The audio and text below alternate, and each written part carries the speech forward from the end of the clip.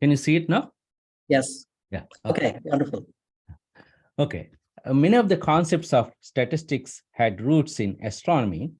In the 19th century, Galileo's analysis of telescopic data contained the rudiments of the theory of parametric modeling using the least absolute deviation method. This is different from least squares method, with which we are all familiar with. Scientists like Gauss and Laplace, working on problems in celestial mechanics, played a central role in the development of theory of errors, least squares, and least squares in the 19th century. Despite centuries of close association, the intimate connection between the two fields has weakened in the last 100 years.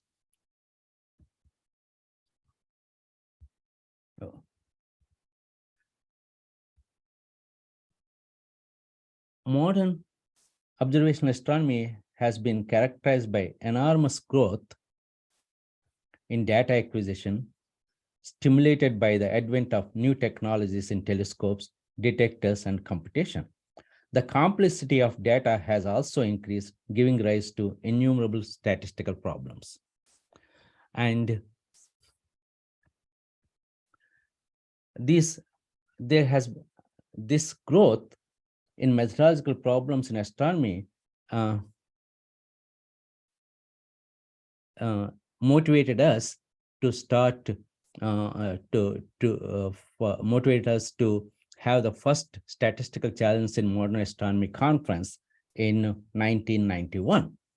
Since then, it is held once every 5 years, except during the pandemic. We had in 2016, we had it in Carnegie Mellon. Before that, all the 5 of the conference were held at Penn State. The seventh one was held at Penn State in virtual mode due to the pandemic. And this year, we had in-person mode statistical challenge in modern astronomy at Penn State in last June.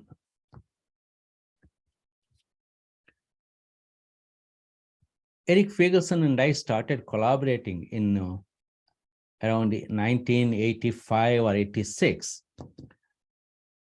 And then we started working on this, started the conferences. Then we realized that there is a need for book on statistical applications to astronomy for astronomers.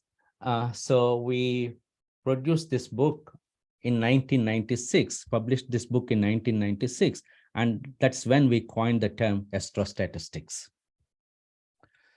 The Center for Astrostatistics was created at Penn State in 2003 to facilitate development and promulgation of statistical expertise for astronomers and astrophysicists. We also included physicists. The activities of center included promoting interdisciplinary research and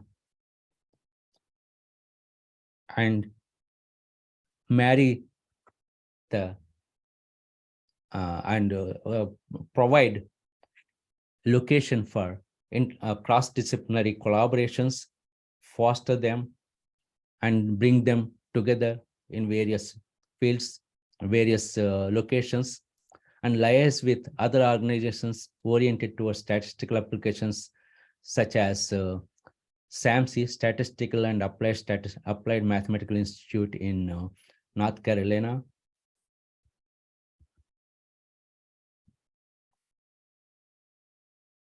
And our summer schools focused on some of the basic concepts that are needed for astronomy to deal with problems in astronomy, like statistical modeling, maximum likelihood method, Bayesian analysis, multivariate clustering and classification, time series, spatial point processes, and survival analysis, image analysis, and supplemented with uh, tutorials on statistical computing.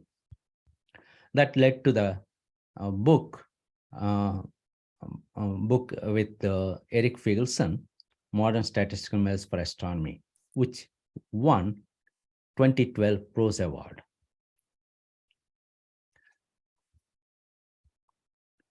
Here is in addition to Penn State summer schools, we had we conducted 4 schools in India in collaboration with Indian Institute of Astrophysics in a remote location called Vanibapu Observatory. And it not only included Indian graduate students and young astronomers, it also was open to people from Europe and Middle East. We also had conducted few schools in Brazil, Greece, China, Taiwan, Chile, Netherlands, Japan, and so on. And there were several sub-meetings in IAU, American Astronomical Society, and so on. Many collaborations were formed during the past 30 years, including Harvard collaboration. Many people are here who are involved in that. Carnegie Mellon, Penn State, NASA, Ames, and Stanford. And Jean-Luc Stark had a collaboration going on with Stanford, David Donahoe, and so on. Cornell, Tom Loredo, David Rupert, and so on. Imperial College, David Van Dyke's group. Melbourne, University of Tokyo, and there's a large group of people at Toronto and Simon Fraser involved in astrostatistics. Large-scale surveys like LSST, STSS, etc., motivated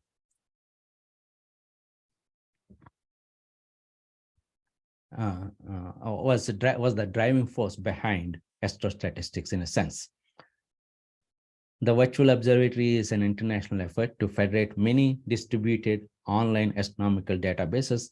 We developed a web computing portal called VivoStat to deal with federated data. Powerful statistical tools are needed to derive scientific insights from terabytes, petabyte, and exabyte databases.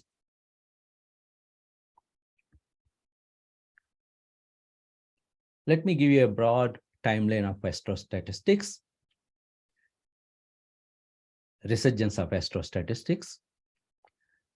As far as I remember, Lyndon Bell in 1971 is the one who developed Kaplan-Meier type estimator for truncated data, Fox limited surveys. And Woodruff gave a mathematical boost to this particular method, and it is now known as Lyndon Bell Woodruff estimator. Incidentally, Lyndon Bell was trained in mathematics. In fact, his undergraduate degree was in mathematics from Cambridge. And he had a PhD in theoretical astronomy with Leon Mestel in at Cambridge. First statistical challenge in modern astronomy conference was held at Penn State in 1991, which brought together many well-known astronomers and well-known statisticians. Well-known astronomers like Lyndon Bell attended this. From statistics side, Brad Efron, Peter Bickel, and few others attended this. Astrostatistics, the term was coined in 1996. ADA meetings, astronomical data analysis meetings were held in the beginning, at least every 3 years. starting from 2001, and these were organized by Jean-Luc Stark from Paris Salé and Fian Morta. We had first astrostatistics program at SAMC in 2006. That was the early stage of SAMC, Statistical and Applied Mathematical Sciences Institute in Research Triangular area, Research Triangular Park in North Carolina. I think SAMC was established in 2005 and the first astrostatistics program was held in 2006.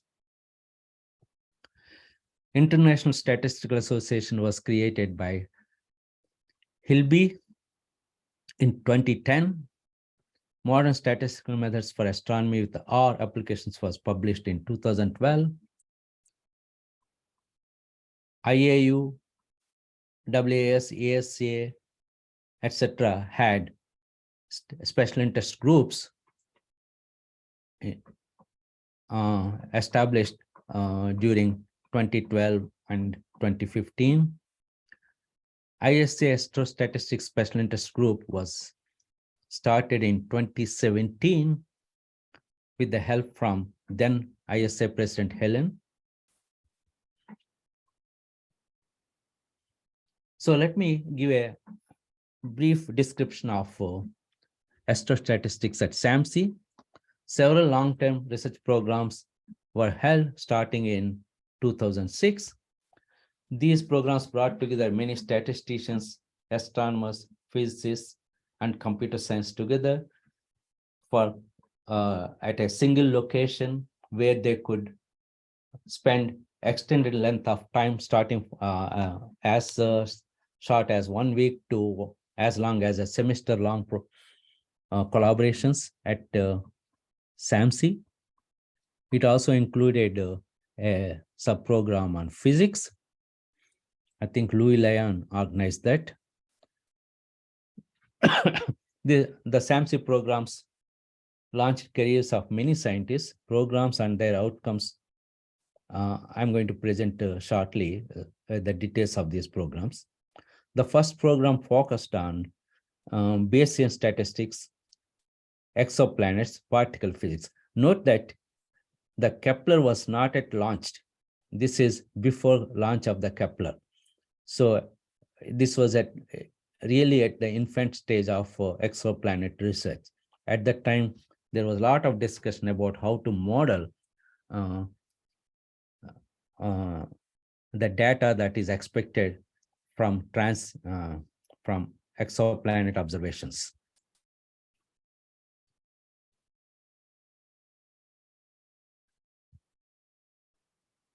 The second one focused on sparsity, synaptic surveys, graphical models, and graphics processor. This was a sub-program in a much larger methodology for massive data sets program. In the summer of 2013, Eric Ford organized a program on computational aspects of Kepler data. During the year 2016-2017, I organized a large program on statistical, mathematical, and computational methods for astronomy, focusing on time domain astronomy, exoplanet data analysis, and pulsar timing array and detection of gravitational waves. The program was very timely. The first gravitational wave was detected in 2015, September 14, but announced only in February 11, 2016. I clearly remember when we had this planning meeting for SAMC program, it was held in September of 2015. That included many LIGO scientists who had only just learned of the candidate detection of gravitational wave, but they had to keep it secret. And it was very difficult for them to keep it secret until it was confirmed with further analysis. And it was confirmed in February and announced on February 11, 2016.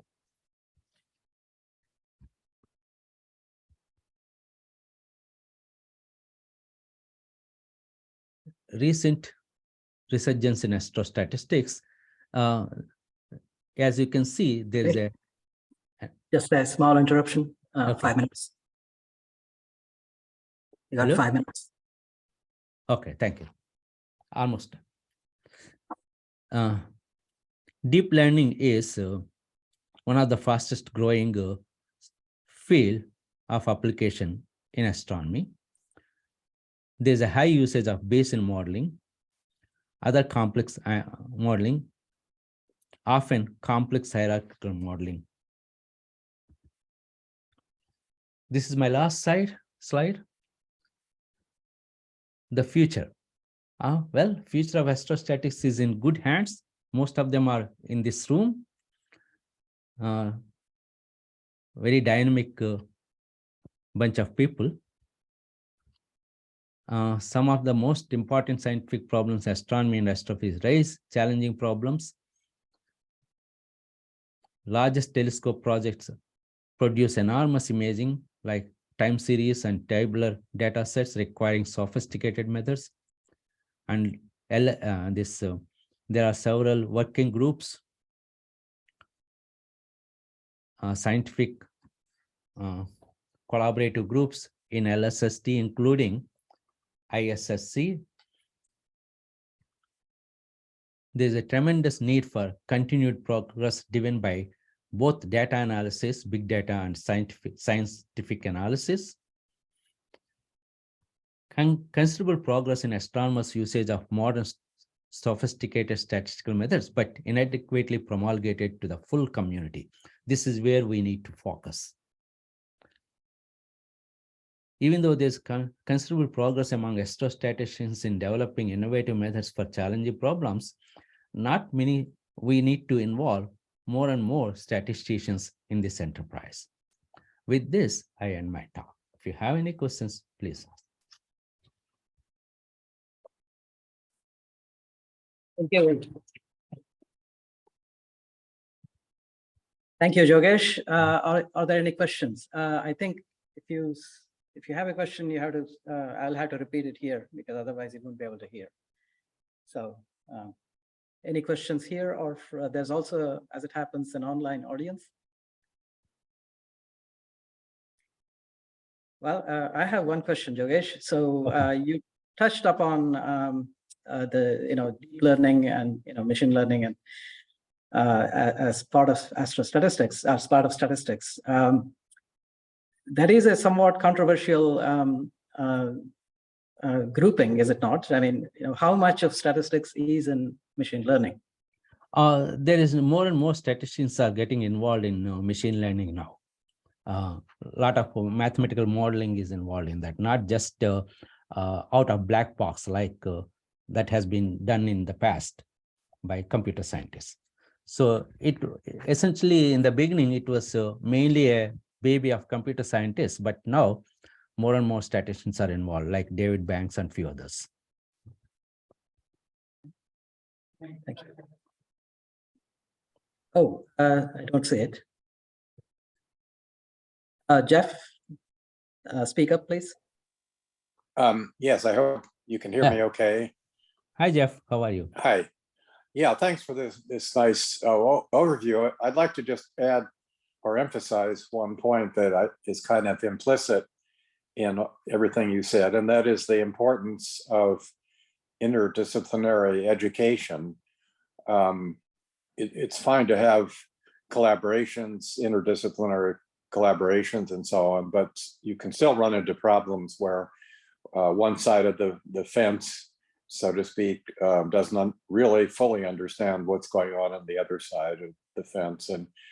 And so I think it's really encouraging that the younger people coming around often have an education explicitly both in the mathematics and mathematical statistics side of things and the physics or astrophysics side. And I was amused to see that the first entry on one of your lists was Lyndon Bell, who you mentioned had exactly that interdisciplinary education. So anyway, just a little comment. Thank you. And also this It's also flourishing in Canada. This group at Simon Fraser and University of Toronto. There's a lot of help and promotion from the corresponding administration to promote the field of astrostatistics in that area. I hope many other universities also do the same thing. Right, thank you, Jogesh. I should mention, by the way, that there is we're trying to have room for discussion at the end of the session, so about 15 minutes. I hope you all can stick around for that too. The next talk is by Yang Chen. Yang, can you share your screen? Excellent. So Yang is from Michigan, and she'll be talking about instrument calibration, two for the price of one, instrument calibration and goodness of fit. So take it away, Yang. Thanks, Vinay. I'm sorry not to be able to join this session in person. I had a very long day trip at Detroit Airport yesterday, and then finally ended up heading back home. So today, I will be talking about two examples, according to Jags, according to the previous talk, two concrete examples of developing statistical methods for modern astrophysics applications. So the first one is on instrument calibration, and the second one is on goodness of fit assessment in astrophysics. So instrument calibration. So we have this problem called calibration concordance problem.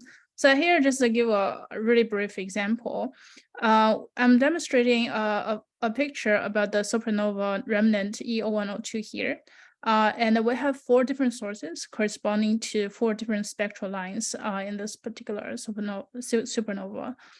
And from a statistical perspective, we always want to figure out what is the actual observations that we collect and how is it related back to the estimates or the scientific quantities. So here, the measurements that we have here is called the flux or flux. The flux is the total amount of energy that crosses a unit area per unit time. So the flux of an astronomical source depends on the luminosity of the object and also its distance from the Earth. So this is actually the quantity that we're interested in for each astronomical object. And then in order to understand this quantity, we make measurements.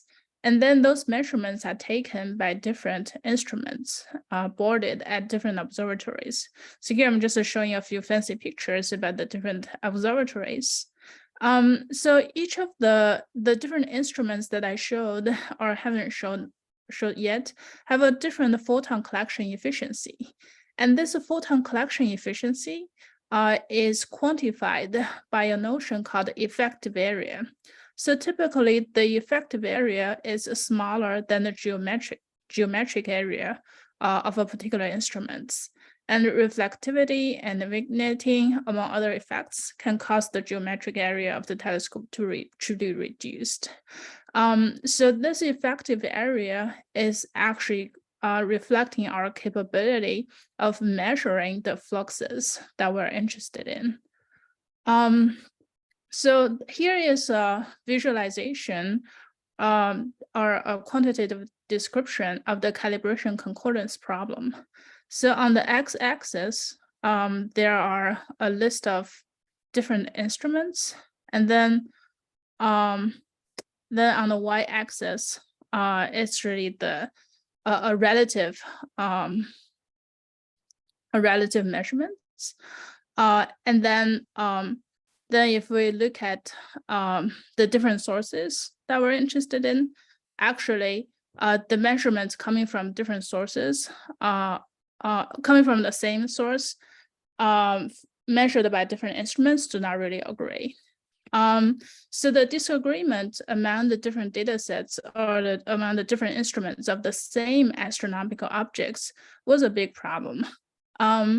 So in order to solve this instrument calibration problem, we define a bunch of notations and then try to propose a Bayesian statistical model to actually solve this problem.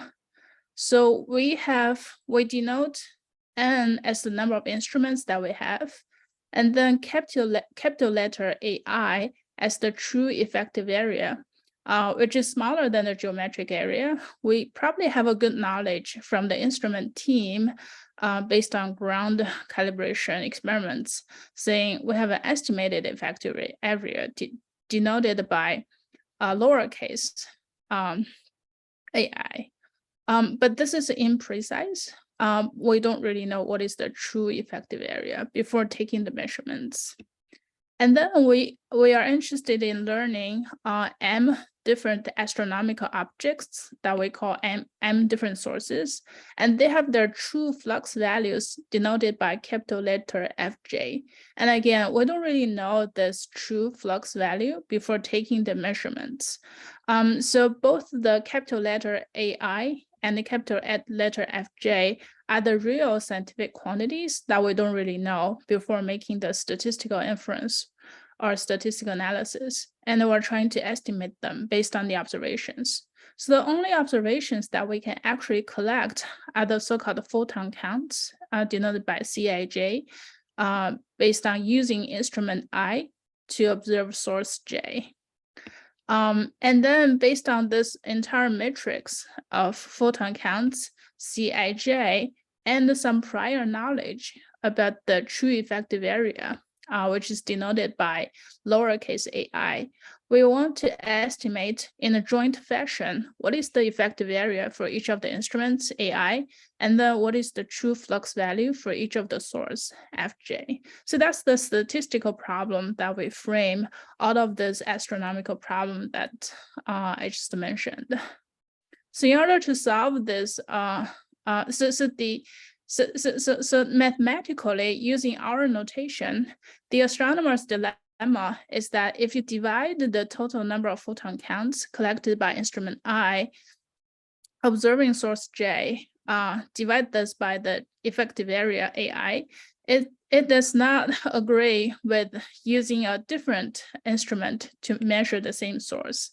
So different instruments give you different estimated flux of the same object, which is the astronomer's dilemma in this calibration concordance problem. So scientifically, we want to understand, are there any systematic errors in those known effective areas, that's the lowercase AIs? Should any of the instrument teams change their estimated effective areas or their working at effective areas? Can we derive them based on the observations? And also for each of the astronomical objects, can we get unified estimates of the true flux values coming from different instruments? So that's the question that we want to understand. So we work it out through defining the scientific model together with the statistical model.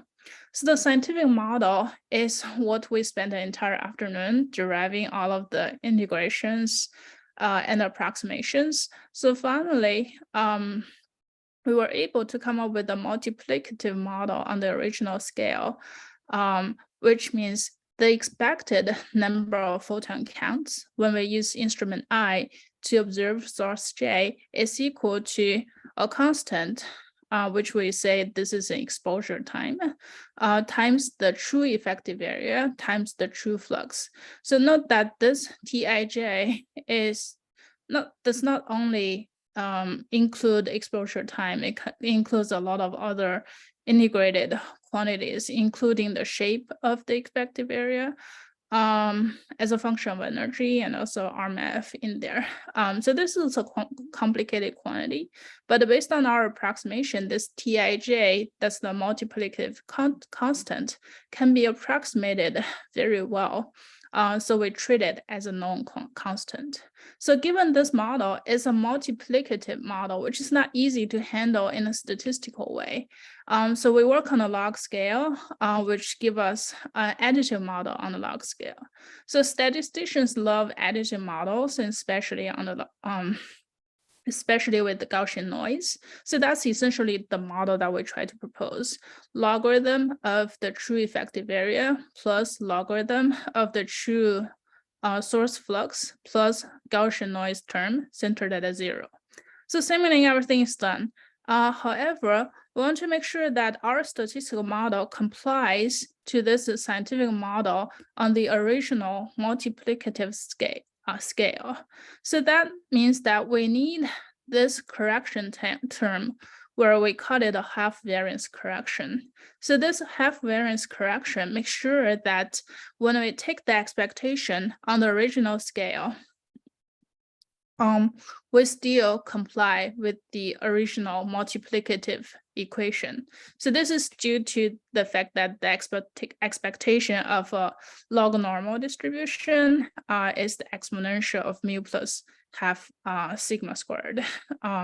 So this half variance correction is very important, but also it becomes a little bit tricky in our case, just because right now we have a model where the variance is directly interacting with the mean estimates. So we have to be cautious about this, and also the corresponding shrinkage estimators based on hierarchical models are actually changing significantly because of this half variance correction. So here's the final display of our Bayesian hierarchical model, which I suppose many of the audience may be familiar with, or at least have heard of. So the scientific model essentially give us this component. The logarithm of the half variance corrected counts follows a normal distribution with mean centered at the logarithm of the effective areas plus logarithm of the source flux with a noise term. Here we assume that across the different sources, the different instruments has the same measurement noise, which is a very mild assumption anyways. And then because the astronomers remember those lowercase ai, which is the astronomers current using effective areas. So those are serving as our prior distributions. So it denoted as BI, which is the logarithm of the AI. And then we have this tau I parameter, which is the variance term here, but essentially is reflecting the confidence of the astronomers on their current known effective area estimates. And this is actually an important tuning parameter for us that we can input into the model. And then we assume that the logarithm of the source flux have a flat prior because we know nothing about it beforehand. And then we can have models where we have known variances or unknown variances. So that's the Bayesian hierarchical model. And actually in practice, and actually in a lot of the astronomical applications, outliers exist everywhere. So we try to put on less restrictions on the variance terms to allow for outliers. So we use this representation of a student t distribution, which is heavy-tailed, represented as a normal distribution divided by square root of a chi-square distribution. So by doing so, we're able to propose a log t model, still with a half variance correction, but with the log t Gaussian log t with the student t noise. And this model can actually handle outliers very well in practice. So I just want to show some numerical results as I showed before. Still, we're looking at this E0102 data. So our results can give us an estimated true effective area for each of for oxygen and neon. So across the x-axis are all of the different instruments, and on the y-axis, you can treat it as the percentage adjustments of the effective areas as compared to their truth. So we can see that for some of the instruments, you actually don't really need any adjustments. For example, for RGS-1, the Bayesian posterior 95% posterior interval does not really that does cover 0, so you don't really need to correct for the effective area. But so for some other ones, for example, ACEs and XIS instruments, you definitely want to make some adjustments to the effective area. And we also have some other data sets from XMM Newton instruments observed with hard, medium, and soft bands. And we look at 3 different detectors, which has given us around 100 sources. So here I just want to show some results about 4 different sources. So here in the 4 different panels, I'm showing 4 different sources. And then on the first source shows that across the 3 different instruments, actually the results align with each other. If you're using the vanilla estimates, that's the Cij divided by AI. So without even doing the Bayesian hierarchical model, this source is actually a very, very well-behaved source. So what can the Bayesian hierarchical model do for us in this case? It can actually give you a much tighter estimate of the source flux based on the Bayesian hierarchical model. This is not a surprise because there's the information sharing that makes the posterior interval much shorter than the original ratio estimates. So if the 3 different instruments align with each other very well, then our Bayesian hierarchical model can actually shorten the posterior intervals by quite a lot for the source flux estimates. But then in the case where the 3 different instruments do not agree with each other, for example, here, the PN is giving you a significantly smaller estimate of the source flux as compared to the MOS1 and MOS2 estimates. And then the Bayesian hierarchical model can actually give you a unified estimate based on double shrinkage estimators that we propose. So this is like a case study that we do. Small interruption, 5 minutes. Yeah. So we also did some extensions to account for correlated energy bands in this particular projects. And we kind of show that by incorporating some prior knowledge about the fact that the different effective areas across different energy bands are highly correlated with each other, we can further shorten the posterior intervals of the estimated effective areas and also estimated source flux values for each of them. So another example that I want to quickly go through in the next 3-4 minutes is about goodness of fit in astrostatistics. I'm actually giving a long talk purely on this topic at the upcoming GSM sessions. So if you're interested, definitely stop by. So here I just want to give a brief introduction about this particular talk. So I'll be focusing on this thing called C statistics that people have been using in the past many years. It has been used as a parametric model fitting procedure, but also being used as a goodness of fit test procedure. And then in this particular work, what we're trying to do is to mathematically formalize and also compare against competing models of using C statistics as a goodness of fit algorithm, and then try to propose some new principled statistical methods of using C statistics as the test statistics for assessing the goodness of fit. So the key point is that in the Poisson count model in astrophysics, there are a lot of energy bins or spectral bins that have very, very low counts. Depending on how many bins that you have in total, and depending on the exposure time that you have, you might have very sparse observations. And in the context of very sparse observations, the large sample asymptotics based on normal approximations or chi-square test does not really hold, even including the likelihood ratio test based on the Wilks theorem. So in this particular work, what we do is that we actually try to compare 4 different algorithms for the goodness of fit assessment in astrophysics. The first one is the likelihood ratio with chi-square statistics as an approximation, and second one is based on asymptotic normality with a bootstrapped mean variance estimates. And then the third algorithm that we come up with is based on a high order approximation, high order correction with the Gaussian approximations. And the fourth algorithm is really a parametric bootstrap and also double bootstrap. So our preliminary results show that in cases of smaller or moderate number of energy bins and counts, the chi-square test can give pretty bad results when it's saying the model is not fitted well, where in fact it's actually fitted pretty good. And then we also did a lot of systematic assumptions about the 4 different competing algorithms for goodness of fit assessment, using our methods and the ones in the literature.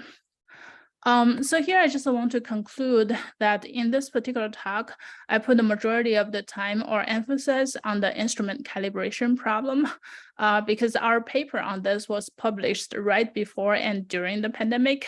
And we're hoping that more astronomers and astrostatisticians can pay attention to our work and then use the corrected effective areas in their future work. And then I give a very small prelude to my GSM talk about the goodness of fit assessments, where we did a systematic study of the different options of carrying out goodness of fit assessments in astrophysics. So that kind of concludes my talk, and I just want to acknowledge my collaborators and everyone else for the helpful discussions throughout those projects. Thank you, Yang. Any questions? We have time for maybe one. Anyone from? Oh, Jeff, go ahead. Okay. Yes. Thanks for this nice talk. In the calibration section, you introduced the factor Tij, which, and you mentioned that includes wavelength dependence, which I would have assumed that's the biggest effect there. That the fact that different instruments have different spectral responses, and the different sources have different spectra. So am I correct that evaluating that factor is a fairly detailed analysis, including the actual wavelength dependence of both the source and the detector?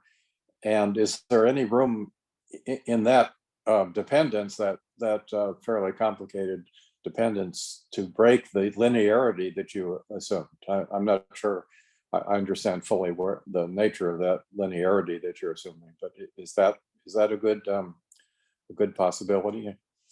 Yeah, that's actually a very good question. This is something that I didn't really have time to talk about, but this Tij approximation is really enabling us to focus on the scale of the effective areas, which is the quantity of interest in this particular study.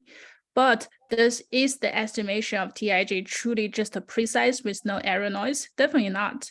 But then we did a separate study, which is like a robustness check to our model when we try to misspecify the Tijs by some noise.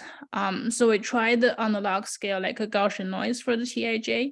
But then the thing is that these kind of deviations of estimating the Tij, as long as it's not imposing any systematic bias for estimating our effective area and the source flux, it can be absorbed into the additive noise term that we have at the end, which is the Gaussian noise. So at the end of the day, we think that despite some small variations caused by estimating the Tij, we're still good for providing a valid effective area estimate based on the observations. Okay, thanks. There's one that maybe this is covered by what you said, but in high energy, there's a systematic effect, so to speak, that the energy of a photon can be reported as lower than its true value due to instrumental effects, and typically not higher than its true value. That's kind of a... You're talking about pileup effect? No, it's called dispersion. And the old BATSI data was a prime example of that, where there were 4 energy bands, and a photon that's truly in the highest energy band can actually has a finite probability of being reported as being in the lower energy bands. Yeah. I see. For that kind of systematic bias, I don't think our current model can handle it, because it's going to cause a systematic bias for estimated effective area. Yeah. Yes. Okay. Yeah, I think that's a real issue, and we definitely need to look into that in that particular sense. Yeah. Yes. Fortunately, yeah. Okay. Sorry, I'm just going to add. Thank you, Jeff. So we have to move on. Sure. Of course. Thanks. but I'll be happy. I'm sure we'll all be very happy to talk to you about this in great detail. We'll do that probably also during the discussion later. But now it's David Stenning, who will be talking about multi-stage modeling of the solar cycles, the sunspot cycle. So take it away. He's from, by the way, David is the first Canadian in this.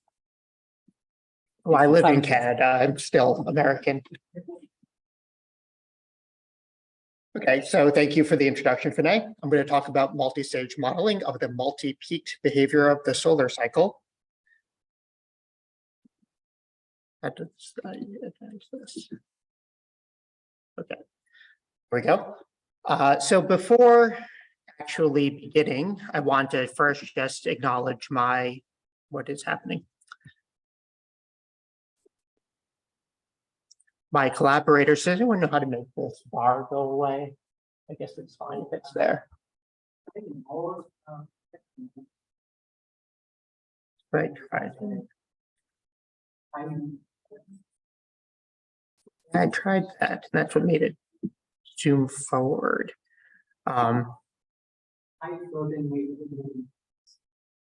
So.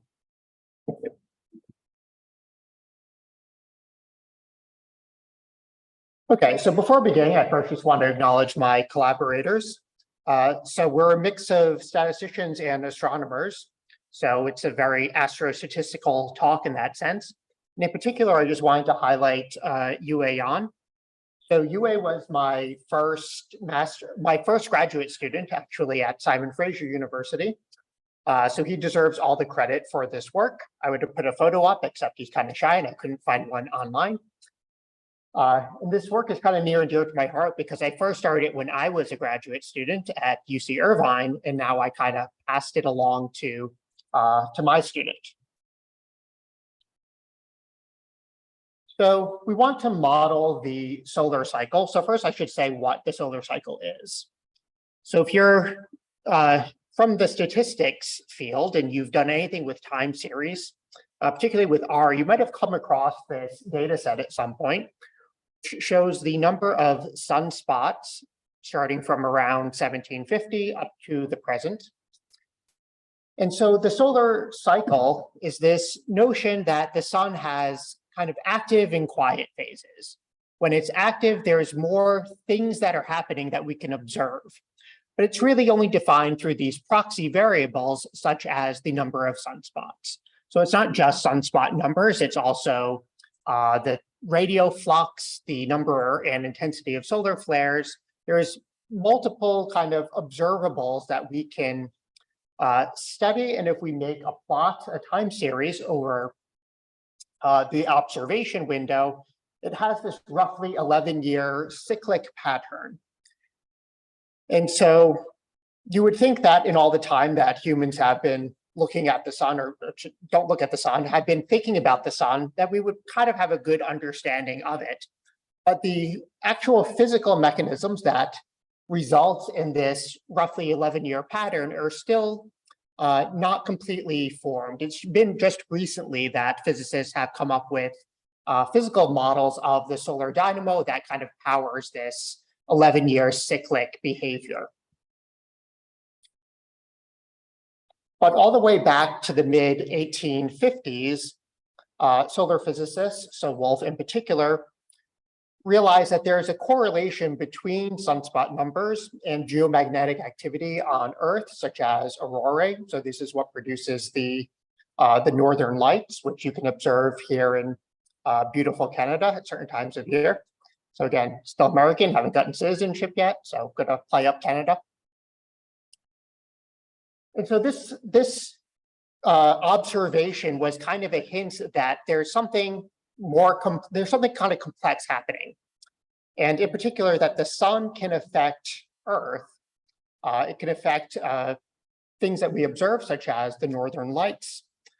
But now that we live in a much more technological age, it has the potential to damage Earth's technological infrastructure, such as power grids and satellites and things like that.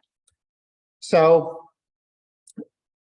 because of this, understanding and predicting the solar dynamo has been is of interest to solar physicists and to scientists more generally, not just because we want to predict when there might be a peak. It's not, that hard to say, well, 11 years since the last peak, we should observe another peak.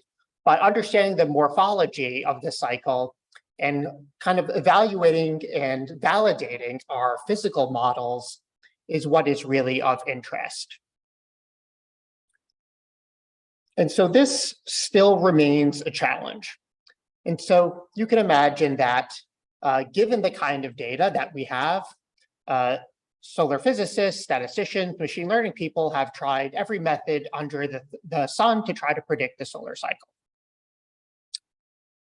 Pause for laughter. None. Okay, I'll move on. So for this work, we adopt a Bayesian hierarchical model, first developed by you et al. Because I'm a statistician, so I place emphasis on uncertainty quantification. And because the last time that there was a peak in the solar cycle, roughly 11 years ago, or minus another couple of years, because it's not interesting to predict when it's happening, want to do it a couple of years in advance. This model did fairly well at predicting the timing of that cycle and the morphology of that cycle. A drawback to this model was that the solar cycles are assumed to be single peaked. And to be fair to one of my former PhD supervisors, who was you, who developed this model, the sunspot numbers went through a big recalibration in 2015. And that calibration revealed that there's kind of more complex morphologies than were seen previously. So in particular, multiple, usually 2 peaks were observed if you look at the maximums in the cycle. So here you can kind of see that around where there's a maximum, you can almost imagine that there's 2 peaks here. It's not just something that was kind of observed, where if you kind of say, if you squint and look, you can see 2 peaks. Recent physical models of the dynamo argue that there in fact should be 2 peaks. So I won't get into the physics because that's not really my realm, but there's kind of both theory and empirical evidence to suggest that the morphologies are more complex than these previous models assumed. So what we want to do is extend this Bayesian hierarchical model to potentially accommodate multi-peak structure and to maybe learn something about the underlying physics as we do so. So I'll begin by just briefly describing what that you et al. 2-level hierarchical model is. So it's a Bayesian model that fits monthly mean sunspot numbers.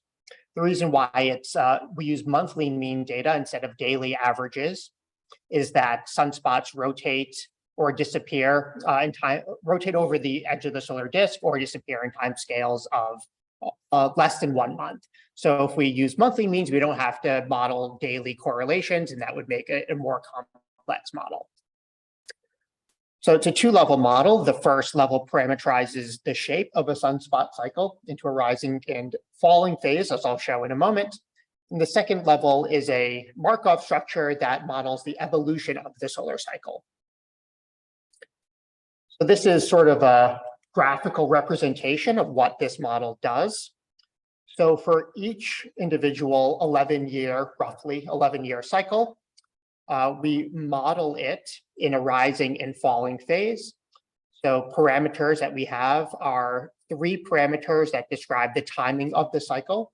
So the start time, the time when the cycle reaches its maximum, and the end time of the cycle.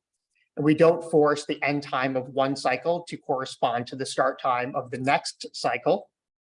So in addition to those timing parameters, we have a parameter that describes the amplitude. And then there's a functional form that takes all of these 4 parameters and gives us the average solar activity level at a specific time. There's also a couple of shape parameters that we assume are common for all cycles that are not shown here.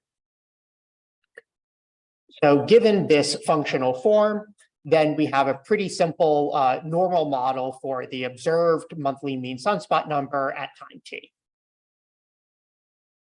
Then we want to have a way of modeling the relationships between consecutive cycles that kind of builds in a little bit of our understanding of the physics involved, which is that the cycle has memory to one previous cycle. And so this graphic here kind of represents that relationship. So the start time of a cycle depends on the end time of the previous cycle, but we don't assume that it's exactly the same. The amplitude of a cycle depends on the amplitude of the previous cycle, as well as the timing of the maximum of the previous cycle and the start time of its own cycle. Timing of the maximum of a cycle depends on the start time of that cycle, as well as its amplitude. And finally, the end time of a cycle depends on the amplitude within the cycle and the timing of that maximum within the cycle. So these are just describe a set of regression relations, essentially, that we use to be able to model the cycle forward in time. And this is partly what gives this model its predictive ability, because given observations up to a certain date, we can kind of model it forward a little bit and make some predictions with uncertainty. So we take a Bayesian approach for model fitting using standard reference priors subject to physical constraints as appropriate, and a metropolis within Gibbs sampler to explore that posterior. So there's nothing really fancy going on in the statistical computation. So we can make forecasts and hindcasts for that two-level model alone. And I'm showing these mostly just because the figures that I'll show later on kind of follow the same structure, so I'll describe them now. So here the black dots describe our observed monthly mean sunspot numbers. The green vertical bar shows where we stop including the data for model fitting. The open circles are observations that were not included in model fitting, but we can plot for visualization purposes to kind of check how well the model is fitting by eye. The orange curve here, the solid curve, is our fitted solar cycle based on posterior medians of the model that we fit. And the dashed or dotted curve in this case is a 95% uncertainty interval based on pointwise intervals. So we can see here that with the recalibrated data, model might be getting the timing of the peak. If you consider this to be the peak, there's kind of two peaks. So this is a little bit unsatisfying. In particular, if we go back and kind of look at how well the model is fitting for different cycles, we can see that there do appear to be patterns in the residuals. So here what I'm plotting are the observations in the open circles. The blue line shows our fitted timing of the solar maximum. And this black curve shows the residuals for the given cycle. So in particular, we see this kind of up in this almost sinusoidal looking pattern around the peak, which is indicative that we're not really fitting the peak particularly well. So what we want to do now is model this discrepancy, model these residuals with using GP regression, Gaussian process regression. So to do this, we want to bring in additional measurements, additional observations that we hadn't previously considered. And this is partly based on more recent understanding of the solar dynamo. So it's thought, or I could say, I guess maybe now I can say it's known, the theory and model seem to bear this out, that the sun's polar flux at a cycle minimum is going to be positively correlated with the amplitude of the following sunspot cycle. So it acts as sort of a leading indicator. We're going to use measurements of the polar flux shifted forward by 5 years, 1 month, which is empirically chosen to maximize its correlation with the sunspot numbers. We're going to use these as inputs to the GP model. So here you can see the northern and southern polar flux data given by the blue and red curves respectively. And the orange curve is the back-shifted sunspot numbers. So we can see that there's clearly a correlation there if we shift the polar flux values. And northern and southern just refers to which of the poles of the sun that we're getting the data from. So the input variables for our GP are a variable representing the time within the cycle. We just kind of need that timing variable. And then we're going to scale the polar fluxes, scale the absolute values of those polar fluxes by their cycle maxima, which is going to emphasize within cycle fluctuations. And then motivated by discussions with our solar physicist collaborators, we're going to look at the difference between the absolute unscaled northern and solar polar fluxes, because that difference could be indicative that there might be multiple peaks to be expected for an upcoming cycle. This can happen when one hemisphere seems to be starting its cycle before the other hemisphere, for instance.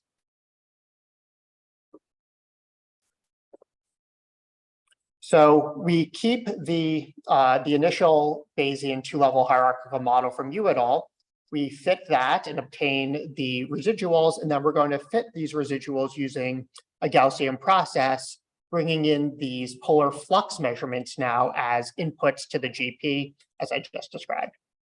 2 minutes, okay. So I won't talk too much about the model fitting, except to say that we do it in 2 stages. And so we can do hindcast to try to see how well our model is performing. So we can see here that visually we seem to be capturing some of the multiple peaks that are observed, but we also check predictive performance using skill scores, which compares the mean squared error of our new model to the old model, as well as BIC. And to make sure that we're actually doing something sensible with the GP and that the inputs have kind of real physical meaning, we perform what's called reference distribution variable selection.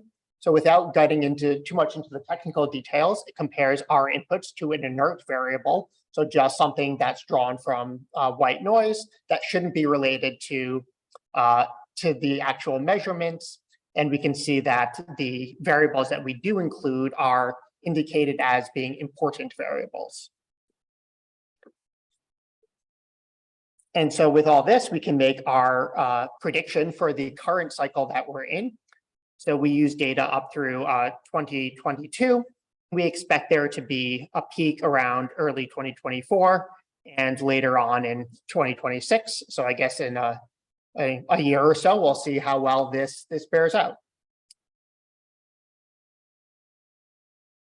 And so just to end, I'll say a potential limitation of our approach is that we do this modular fitting, which isn't really the correct thing to do. And using the polar fluxes limits the window that we have available to make predictions.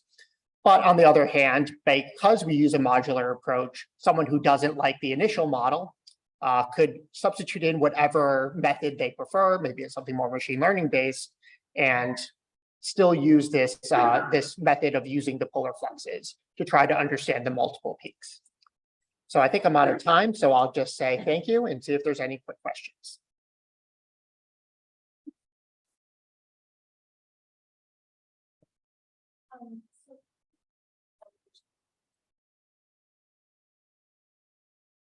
23 and 24, this one, or?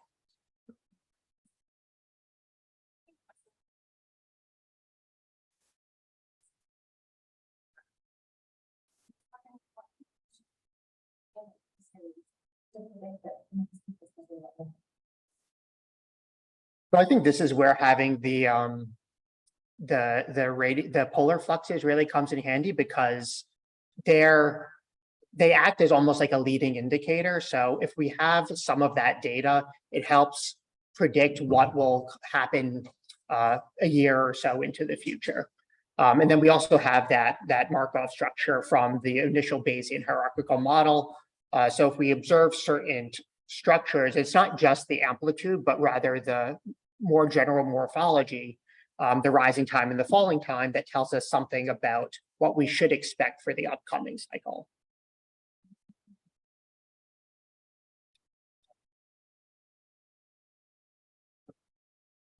Okay. So it looks like at least for the blueprint, it's oscillating pattern, even when things are increasing.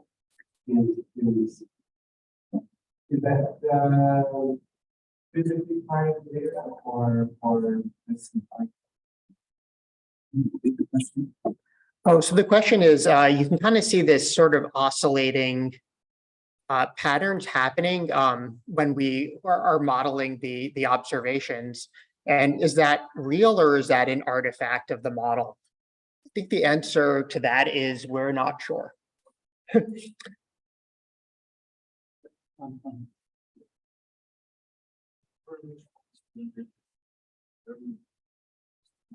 Very impressive.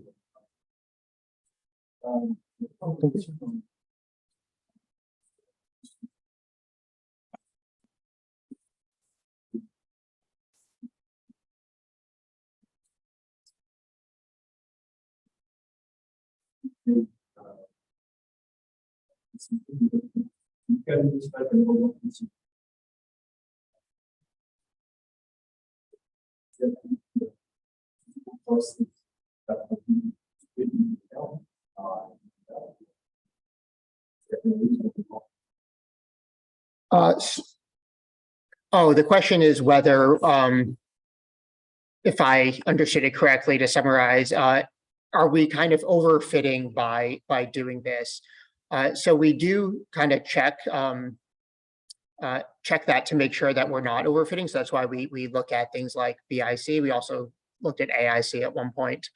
And the skill score should kind of indicate somewhat whether we are overfitting to the observed data, because it compares the mean squared error, I guess in this case of the two different models, but the initial model is rather simple. It's that single peaked model that has a kind of simple profile for the solar cycle.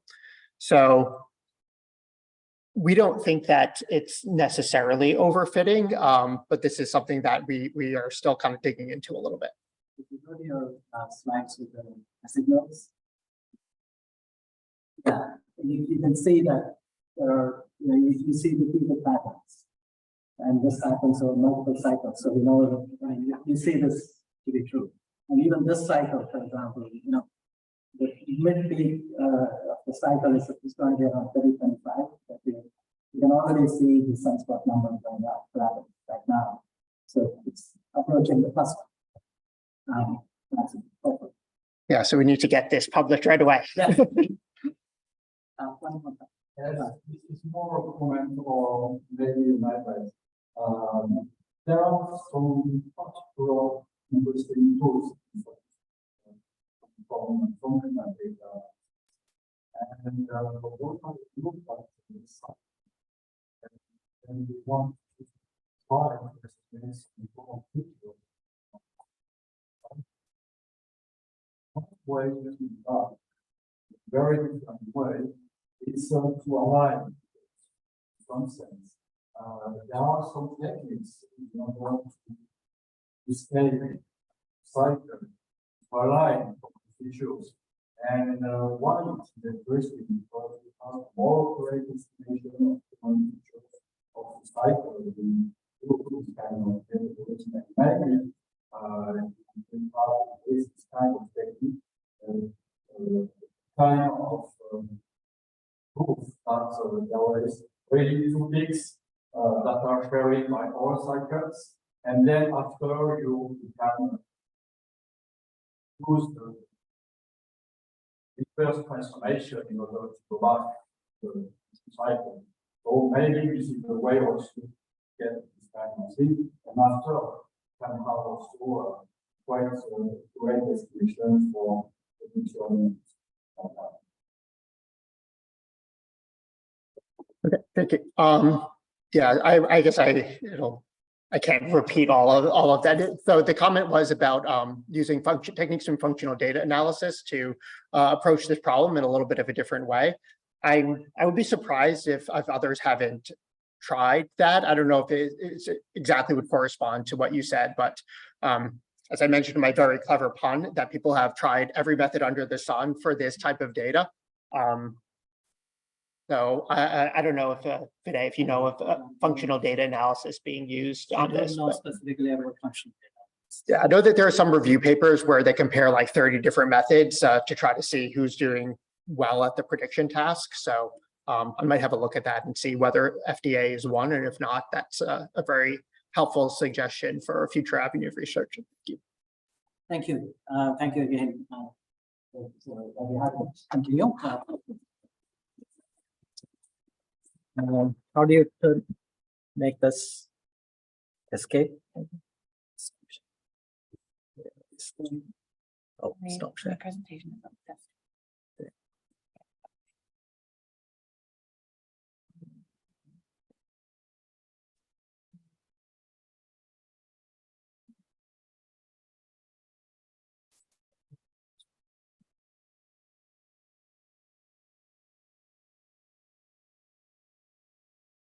Oh, is it still showing?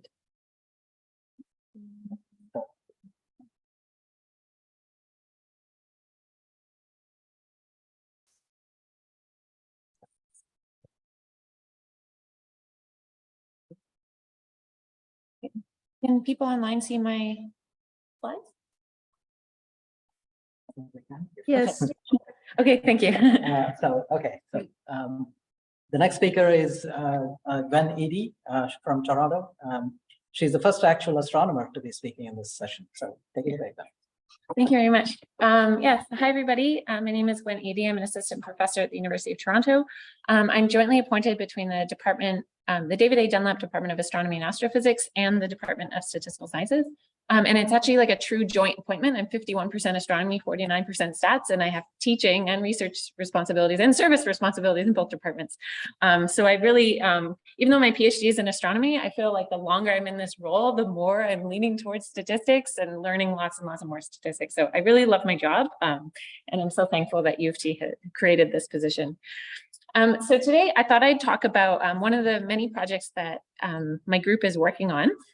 And this is hurdle models for star cluster populations in nearby galaxies. And astronomy has the benefit that we have really gorgeous pictures to show at conferences. So here on the upper left, I'm showing just an example of 4 different galaxies. And just to give you a sense of the scale of the star clusters I'm going to be talking about, the star cluster on the right is a globular cluster from our own Milky Way. And if one of these galaxies were their own Milky Way, it would look like a point next to this galaxy. So I just wanted to give that kind of sense of it. So almost every galaxy in the universe has a population of these globular clusters. They're very old star clusters, and they often look something like this. Oh, yeah. Oh, are they? It's not coming through? Oh, okay. Maybe if I do the.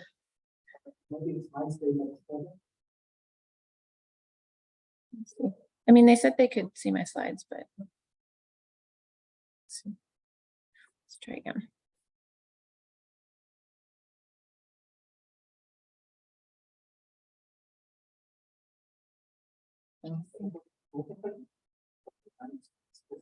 Oh, it's just you. Okay.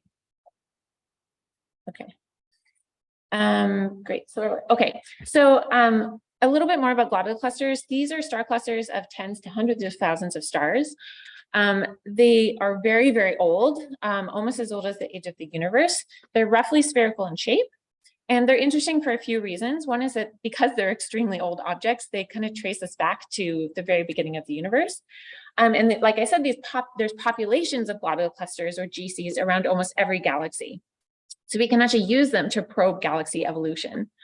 The number of globular clusters around a galaxy, it's not? Oh. Okay,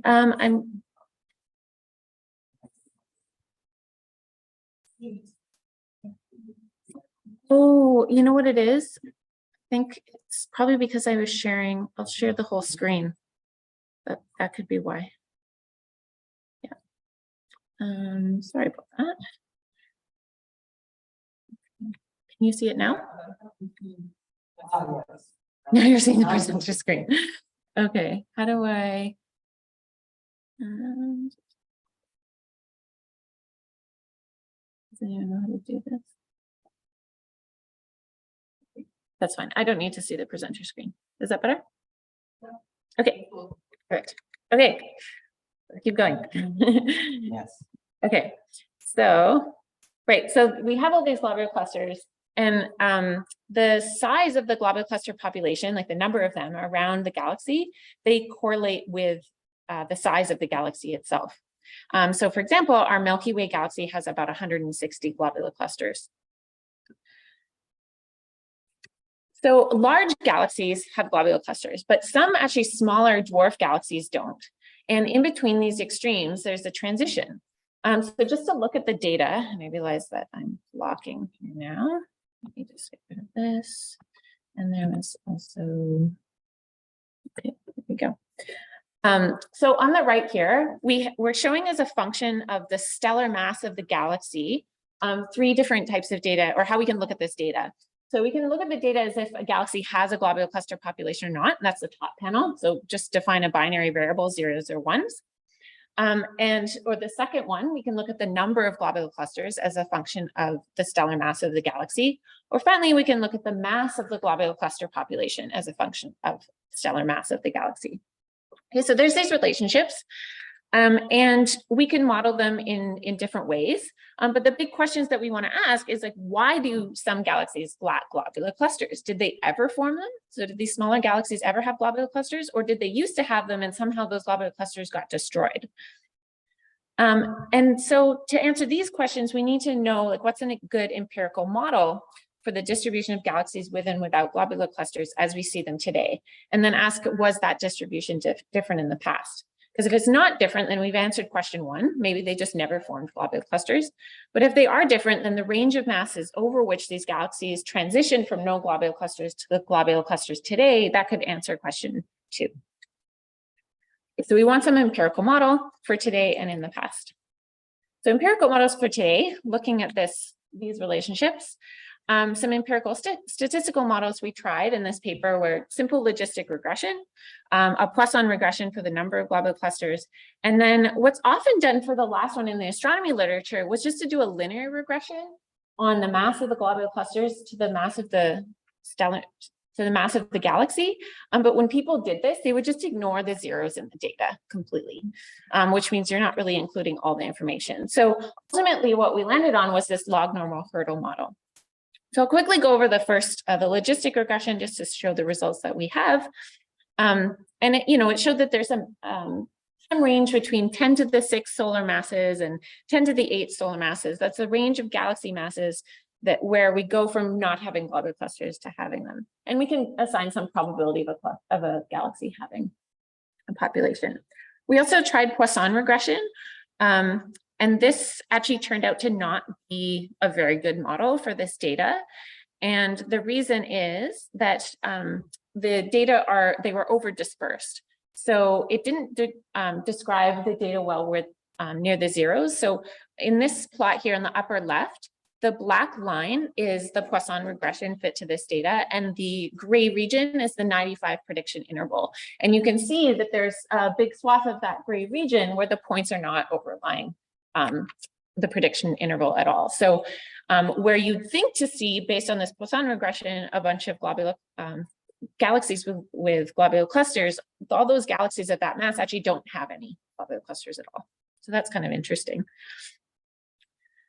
And then the linear regression, I just show this because this is what astronomers usually do. It's actually a pretty decent model when you're looking at the non-zero values. And so, it does an okay job describing the non-zero values, but again, it doesn't include the zeros in the data. So which response variable should we choose? Do we look at the zeros and ones? Or we do look at the mass of the globular cluster population. And so we said, well, why not both, right? You can use a hurdle model and include both the zeros and the non-zeros at the same time. So with a hurdle model, this is just an example of a generalized linear model. And there are models from GLMs which help you deal with these significant number of zeros. And these are routinely applied in applied statistics, biostatistics, ecology. I'm probably preaching to the choir here. People probably know this. But I just want to point out that GLMs are pretty underused in astronomy more generally, and they could have great promise. This is especially pointed out by, there's a bunch of papers by D'Souza, Elliott, Hatab et al., Lenz et al., and there's a textbook by Hilby et al. From which we really learned a lot in doing this work. So in our log normal Hurdle model, what we're doing is we're saying, well, the expected value of the log of the mass in the globular cluster population is related to the mass, the stellar mass of the galaxy, log of the stellar mass of the galaxy in this way, where beta naught and beta 1 are parameters and gamma naught and gamma 1 are parameters, right? So in this Hurdle model, there's both sort of a logistic part and a linear part to the model. So we used a Bayesian framework for parameter inference. And we just used the BRMS package available in ours for Bayesian regression models using STAN. And we tried both the default priors in BRMS and also some diffuse priors and found that they made very little difference to our results. So these are the results, which can be found in the paper I quoted at the bottom here. And when I show this plot to astronomers, often the first reaction is that that doesn't look like it fits the data. But I'm going to show you that it actually is a pretty good description of the data. And it's important to just remember that this line is an expected value. So it's not the value for any particular galaxy, right? It's just the expected value from the model. And this model gives you these components, right? So if we, and could be useful, because if we observe a galaxy that's far away and we see that it has a globular cluster population, then we could actually just go and predict the mass of that globular cluster population from this model. So that's useful because the mass of a globular cluster population is something that astronomers want to know. If we observe a galaxy with some stellar mass, but we don't know if it has a globular cluster population, so maybe this galaxy is so far away that those globular clusters aren't even point sources on the thing. We can't even see them. But maybe we can get kind of a mass of that galaxy, and it's in that range where it may or may not have globular clusters. Well, then this model can give us a probability of that galaxy actually having a globular cluster population or not. Okay, and then finally, the question is, did this curve look different in the past? And I'm going to come back to that, but for now, we're going to focus on some caveats in this model. So our covariate and response variables were the globular cluster masses and galaxy masses. But I sort of glossed this over that the actual data we have from these galaxies is brightness, it's the luminosity. And to go from luminosity to globular cluster mass, and actually from the luminosity of the galaxy to the galaxy mass, you have to do what's called a mass to light ratio conversion. And that itself is very uncertain, and it unfolds a lot of assumptions. There's also known measurement uncertainties on the luminosity data that we could be using, but didn't include in our Hurdle model. So just to summarize, that data are messy, right? We also have observations from multiple surveys, different telescopes. They have different data quality, different resolution. Even if you're using ground-based data, the atmospheric conditions can affect your data. So we have all these things like heteroscedastic errors, sampling bias, data censoring, and so on. And detecting those globular clusters around galaxies that are far away, we can't always resolve their globular clusters, so that detection itself, those counts become probabilistic itself. And sometimes we can obtain lower limits on those counts, but those are very uncertain. So this brings me to current work by my PhD candidate, Sam Barrick. And what she's done is updated our data set for the local universe to really get the most complete data that we can nearby. And instead of using the mass, she's using the raw luminosity data. And she's including the measurement uncertainties in an errors and variables Hurdle model. So by allowing for these unaccounted for errors as well via a hierarchical model, we estimate the mass to light ratio for every galaxy. And then finally, what she's doing is studying simulations of galaxy evolution to try and gain insight into what these globular cluster populations looked like in the past. And Sam is also co-supervised by Assistant Professor Josh Spiegel, who was a Banting Fellow of mine in my group. And he was so great in astrostats, and now U of T hired him as a second astrostatistician. So now we have two astrostats profs at U of T, which is really great. And together we're creating the astrostatistics research team. Okay, so back to Sam's work. He developed this errors and variables Hurdle model. And this is what it looks like if you want to look at it in graphical form.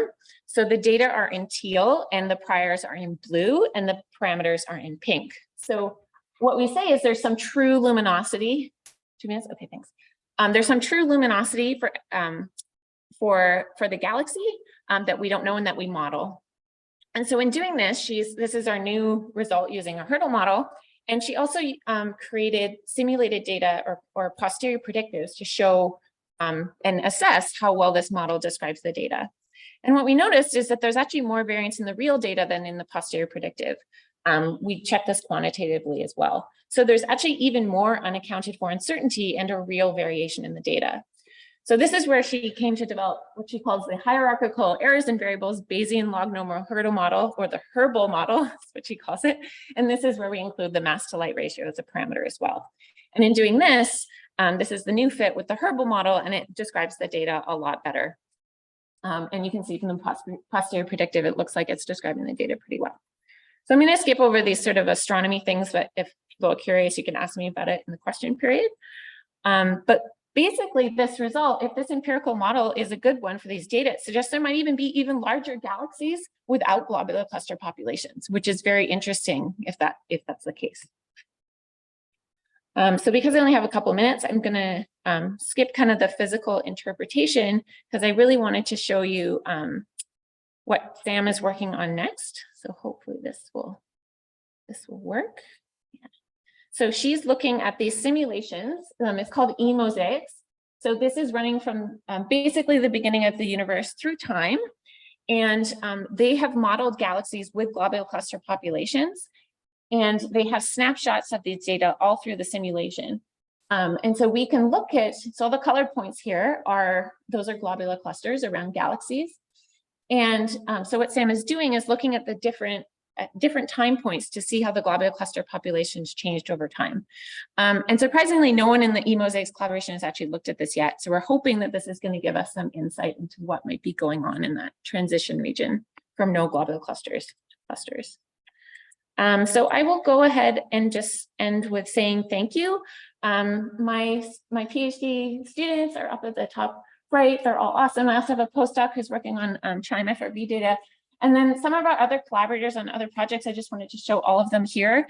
And all the people in blue are statisticians and all the people in yellow are astronomers. So we have lots of cool stuff going on. I'd be happy to chat with all of you about it at any time.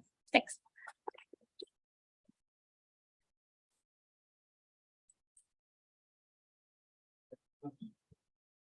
So first off, great talk. I'm very glad to follow that.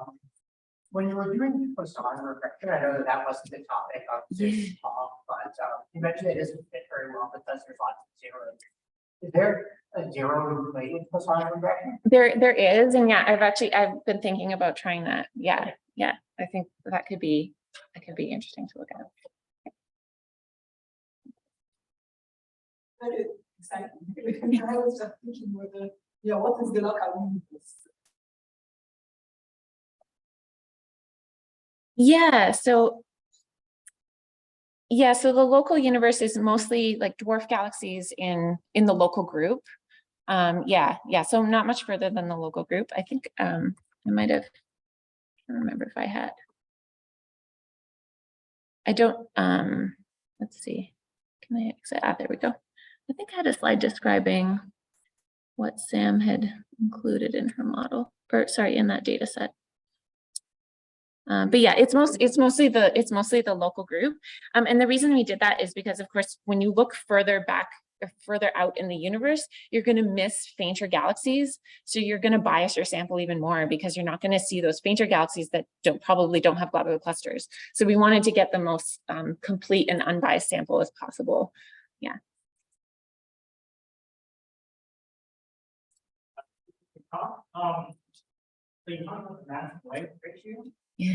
But how does it account for dark matter and distribution of dark matter galaxies? Yeah, that's an excellent question. So when astronomers say mass to light ratio, what they're usually talking about is the conversion from the light itself to the mass in stars only. So it doesn't usually mean including the dark matter. But actually people have looked at the relationship between the number of globular clusters in galaxies and the dark matter halo mass of the galaxy, because the dark matter halo makes up most of the mass actually of the galaxy. The tricky thing with that is that those dark matter halos are also estimated, and I would say they're even more uncertain than the actual luminosity data and converting that to mass. So that's kind of why we're sticking with just the luminosity mass. Yeah. Oh.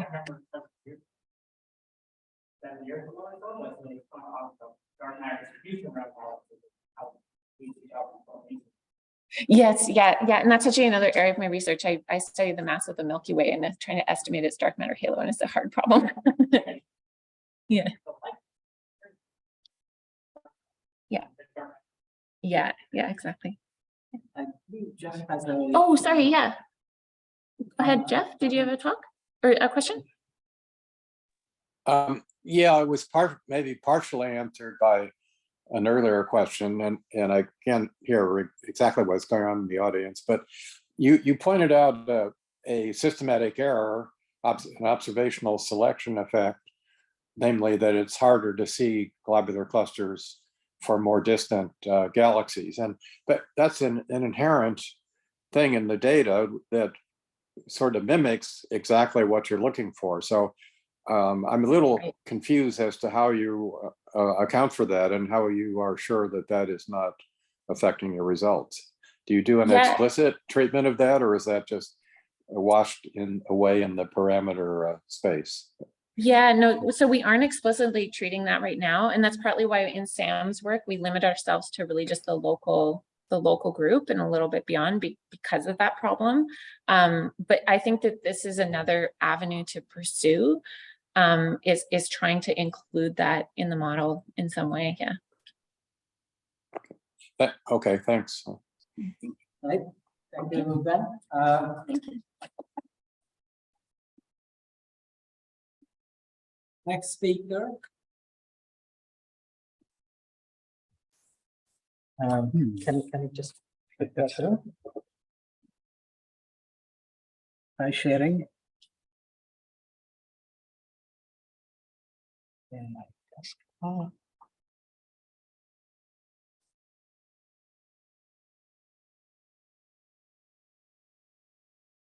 No, it's working.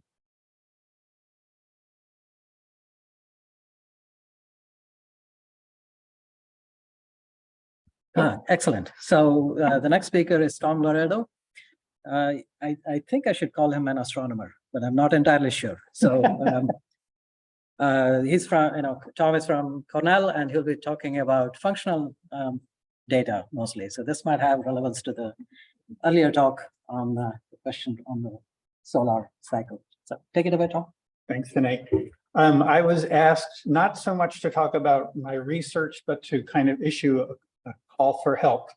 So that's what I'm going to do. I'm going to tell you about some forthcoming sources of data that are going to be kind of overwhelming astronomers, both in number and in kind of lack of expertise. And so I'd like to kind of issue a call for help to the statistics community in that regard. So being an astronomy talk, let's start by looking up.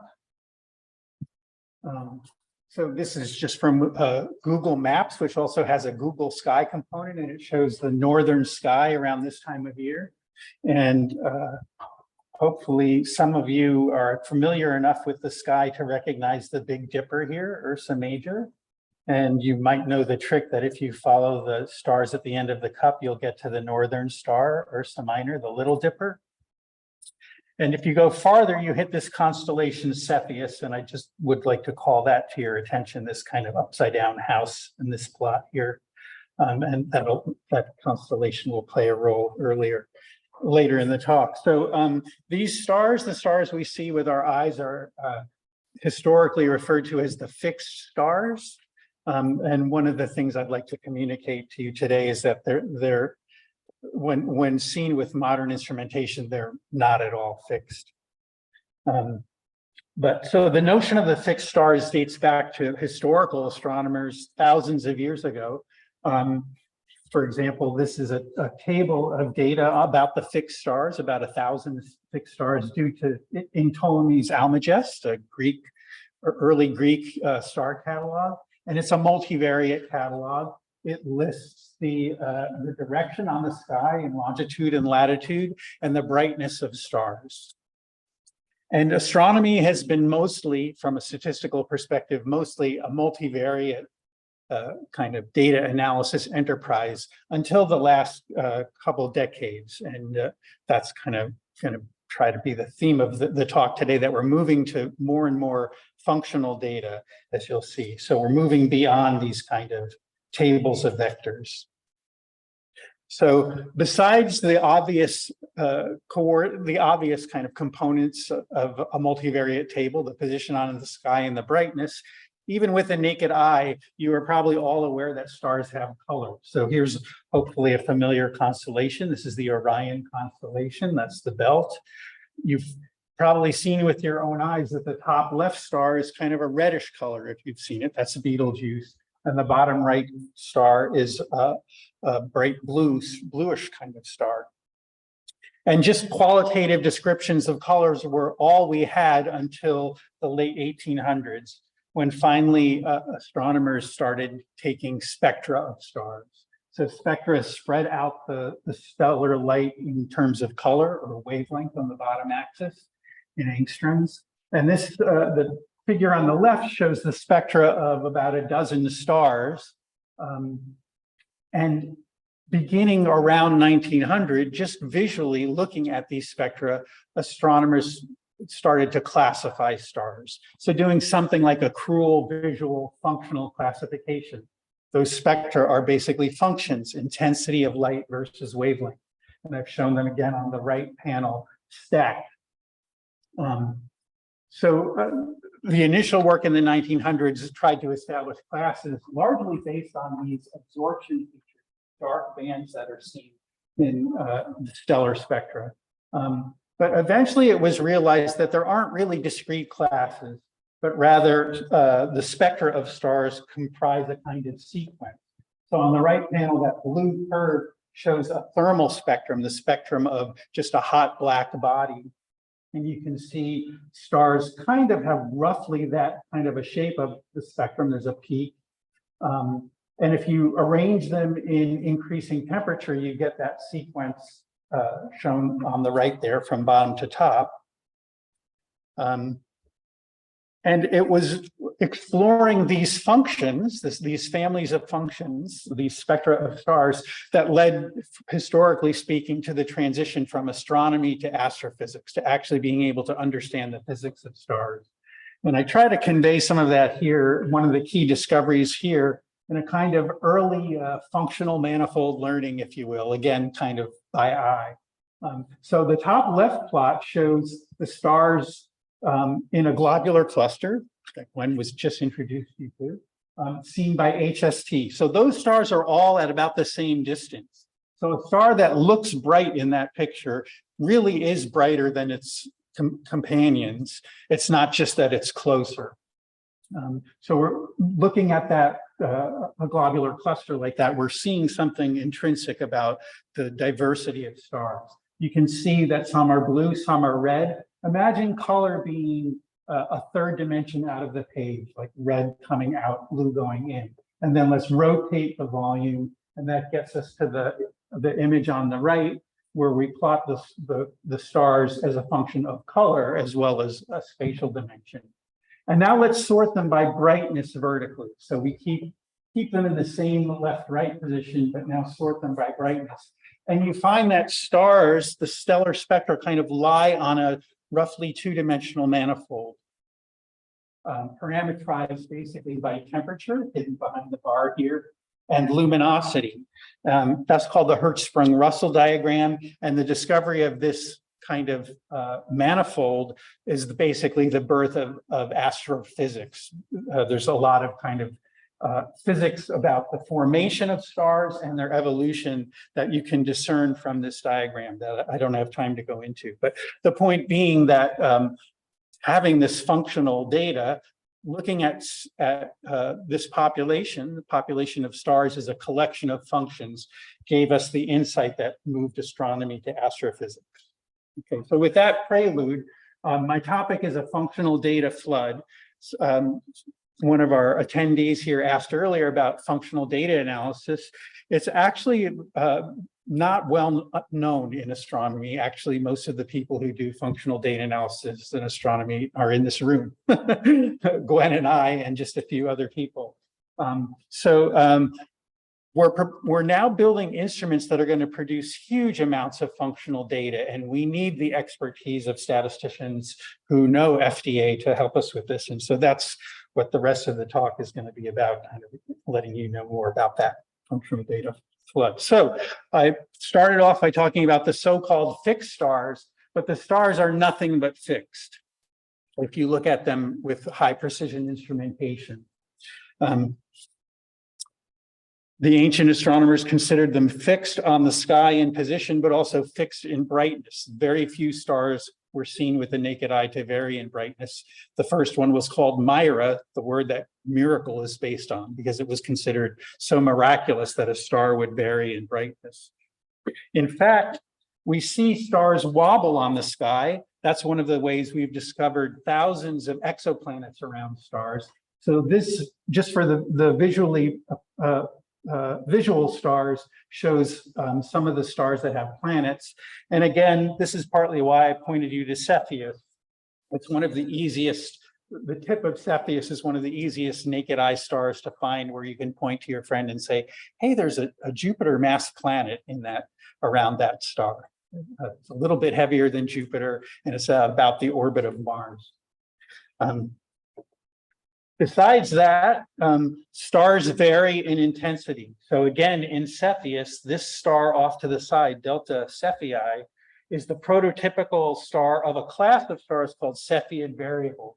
So this top curve here shows the log brightness of that star as a function of time. And over a period of about a week, such stars change in their brightness by more than a factor of 2.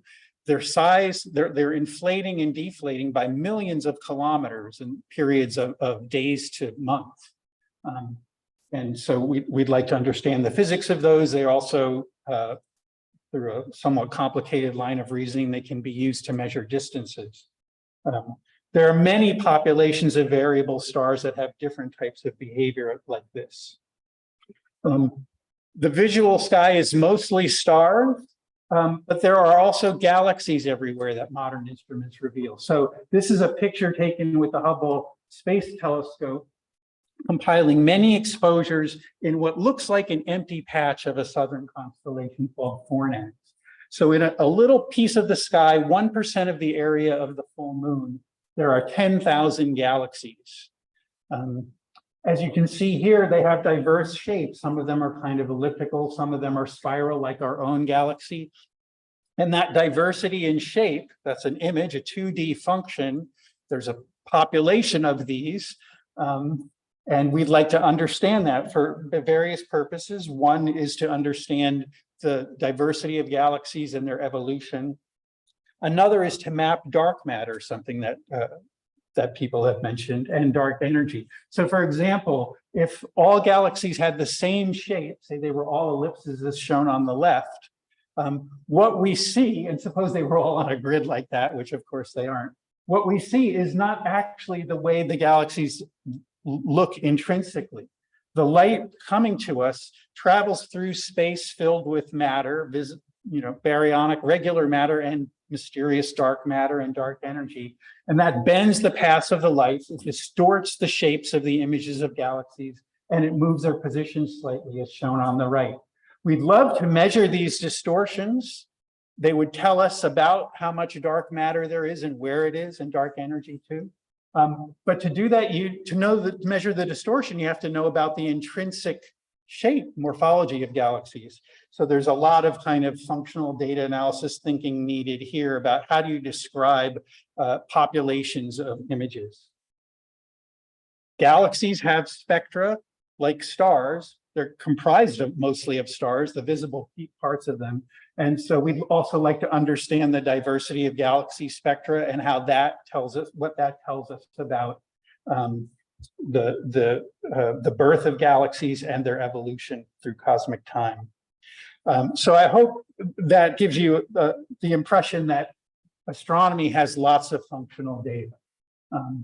There are functions with different dimensions or arguments, functions of time, light curves, we call them in astronomy. You folks would call them time series. Spectra, functions of wavelength. There are multivariate functions. Images are functions of space. There are dynamical kind of spatio-temporal functions, spectra that vary in time, images or positions of things that vary in time, like the jiggling stars. The measurements we have of these functions are often just sampled values of the functions, but they're most often on regular, unaligned, or asynchronous grids. Some of the measurements we have are not of the function itself, but of some linear functional of the function. So it's kind of doubly functional data. And then the measurement, there's almost always measurement error that tends to be heteroscedastic. So we'd love to be able to know how to handle that. So there are a number of existing, but especially new instruments, emerging instruments that are going to be producing huge amounts of functional data. I picture just 4 here as examples. The top left one, I'll tell you more about in a minute. It's an observatory that's mainly going to be producing images in time series. The top right one will produce millions of high resolution spectra of stars and galaxies over the next couple of years. It's working right now. This is a very high resolution spectrometer that's taking spectra as a function of time to help us discover low mass stars, perhaps Earth-like stars or Earth-like planets around, low mass planets, perhaps Earth mass planets around sun-like stars. And this is a satellite instrument, a gamma ray instrument that's taking data from explosive events. So it's producing a lot of dynamical spectra, spatiotemporal things.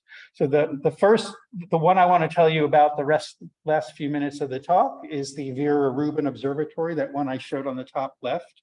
This is just a quick video to give you an impression of the scale of this thing.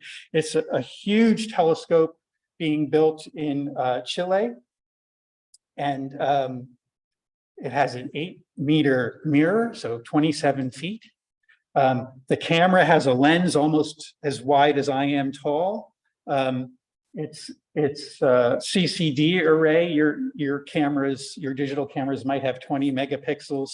This one has 3,200 megapixels. It's the biggest digital camera ever built. And this telescope will start observing in about a year and a half, and it will observe the entire southern sky roughly every 3 days. So at an incredible depth and sensitivity. So it will give us time series of measurements of tens of billions of stars and galaxies. So these are just some of the main numbers. I told you the first few. We expect it to measure 37 billion stars and galaxies. Over 10 years, it'll give us about 1,000 data points for each one in terms of time series. Also nightly, it's going to tell us through a real-time alerts anything that's changed compared to its previous known behavior. We're expecting there will be 10 million real-time alerts every night. Each one will include a little light curve, a time series of that object. We need to try to classify these things, figure out whether we want to point other telescopes on the Earth at them to learn more about them. Huge kind of functional data issues. There have been a number of data challenges where we've generated simulated data to try to prepare for this, this data flood. I list a few here. I didn't know this was going to be animated like that. So there are ones that look at the image populations, trying to look for those distortions, that weak lensing. There are ones that generate lots of simulated spectral populations of galaxies. And then the one that I'd like to show you just a slide or two about is a couple of data challenges that have public data available to try to build methods for doing light curve classification. So this is a hierarchy of the types of variable and transient objects that we expect to see with the Rubin Observatory. Some of them are periodic, like that Cepheid variable that I showed you earlier. Some of them are just stochastically varying sources that are just varying continuously in time. Most of those are the black hole from the black holes in the hearts of galaxies. And then there are explosive transient events, supernova, exploding stars, cataclysmic variables. Those are supernova. Those are a lower mass type of exploding star, the cataclysmic variables. And we'd like to be able to figure out, once we have an alert, which one of these it is.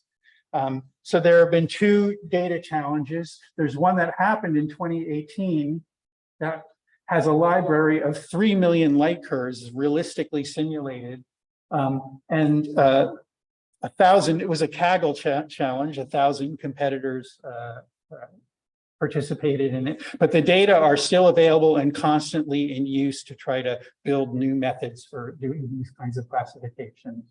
And then there's an ongoing challenge where actually currently happening, in fact, this month, is one of their main runs, where they're actually producing simulated real-time alerts, like of order, hundreds of thousands per night, to test the processing streams.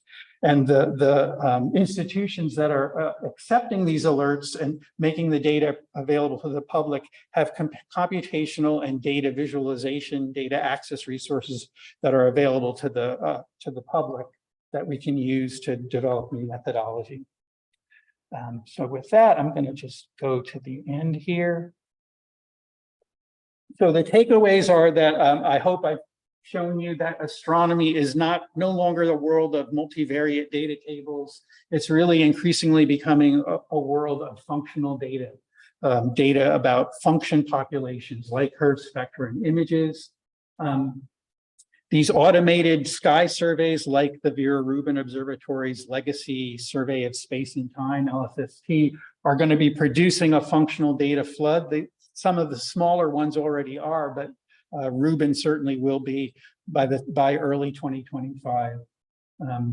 And the data challenges that have appeared and that continue to appear in the libraries of simulated data, I hope you will see as invitations for the statistics and machine learning communities to come help us figure out what to do with all these data. And if you'd like to learn more, a good entry point is just to Google Rubin ISSC.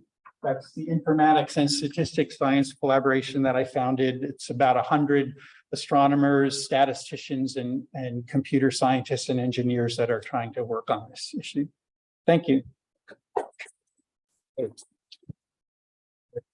There's Cepheus, reminder of Cepheus. Any questions? Just taking the question. Choose some spectra from the objects. Are you interested in the baseline of that spectrum or? Oh, good question. So, yeah, so the question was whether in these collections of stellar or even galaxy spectra, are we interested in the baseline, which astronomers call the continuum, or the peaks, which are the vertical peaks are emission lines, and the lower peaks are absorption lines. And we're interested in both. So the locations of the peaks can tell us how far away a galaxy is, because they're determined by just properties we know of elements. They represent absorption or emission of light by particular elements that are ionized. So we know what wavelength they should be at, but a galaxy that's far from us is also receding from us due to cosmic expansion. And so we can use the position of the line to measure how far away a galaxy is. So we're very interested in the positions of those lines. The continuum too is of interest because it's the sum for galaxies. It's the sum of components from stars of many types. And so the shape of that continuum tells us the distribution of stars in the galaxy, whether it's predominantly young, massive, hot stars that produces a very blue continuum, or if it's old red stars that would produce a continuum that's more peaked in the red. So there's physics and interesting science in both of those components. Just a remark, there exist some nice methods to separate both the baseline and the distribution of the Yeah, that would be great. That would be great to know about. I'm working exactly on that problem with something called splines and lines with David Rupert, the FDA spline. Yeah. Just start off. Jeff, did you have a question? Yes, sir. In a way, more of a comment. I guess, first of all, congratulations on and all this work, not just you, but all the people who are planning to deal with the data so far ahead of time and doing such a great preparation, and to some extent designing the telescope with data analysis issues in mind. That's a really refreshing thing. But I'd just like to comment, one of the beautiful things you talked about was gravitational lensing, and kind of the other side of the coin of the weak lensing that you talked about, I guess you could call it strong lensing. It turns out that every galaxy in the images you showed is really a gravitational telescope pointing out further into space, and anything that happens to lie in a fairly narrow field of view is not only magnified in size, so to speak, but in brightness. And LSST, or Ruben, is going to do a lot of stuff with cases where just at random an AGN, a variable AGN, happens to lie within the field of view of that gigaparsec focal length telescope, so to speak.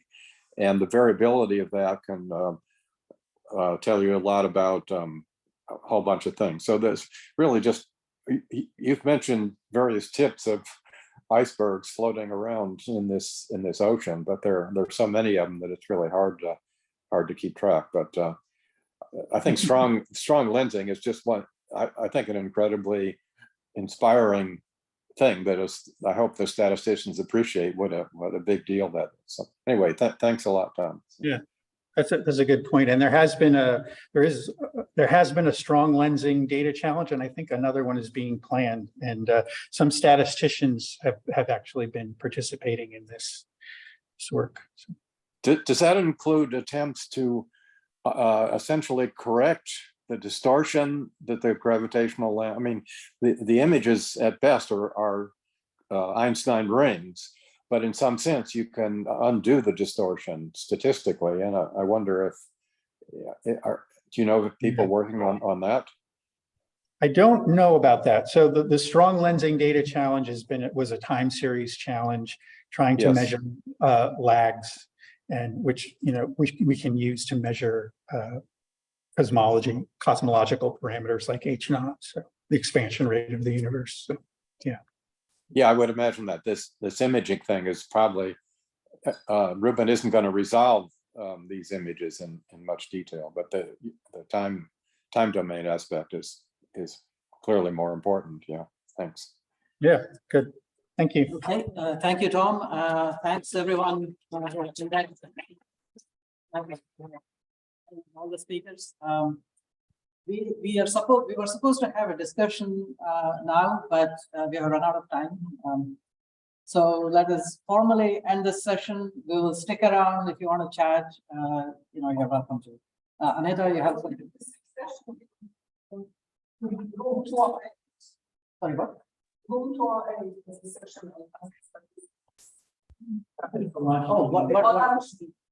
time? Right now. Oh, right now. Okay, all right. So I guess we will not be sticking around. Yeah, but.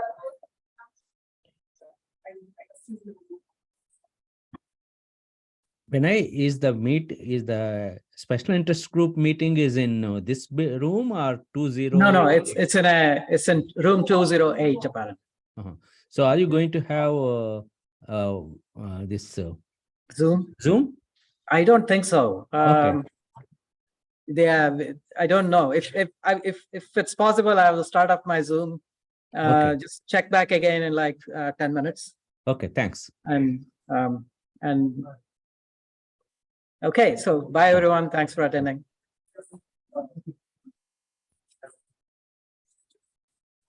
of the heads.